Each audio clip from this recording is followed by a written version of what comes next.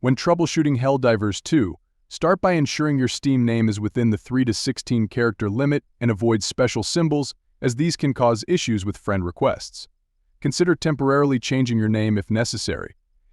Next, verify that the Steam overlay is enabled in Steam settings, as it is essential for handling friend requests within the game. Temporarily disable your firewall or antivirus software to check if they are interfering with online functionality, but remember to re-enable them afterward for security. Perform a Steam integrity check by navigating to the game's properties in your Steam library and verifying the integrity of game files to ensure there are no corrupted files affecting friend requests. On PS5, check your PSN privacy settings under Settings Account Management Privacy to ensure friend requests are allowed. If encountering issues, try restarting your PS5 to resolve any temporary glitches affecting online functionality. Ensure your internet connection is stable and consider using a wired Ethernet connection for reliability. Double-check crossplay settings to ensure both you and your friend have crossplay enabled.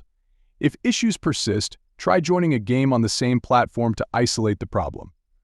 For advanced troubleshooting, consider port forwarding for strict network setups and consult your router's manual for guidance.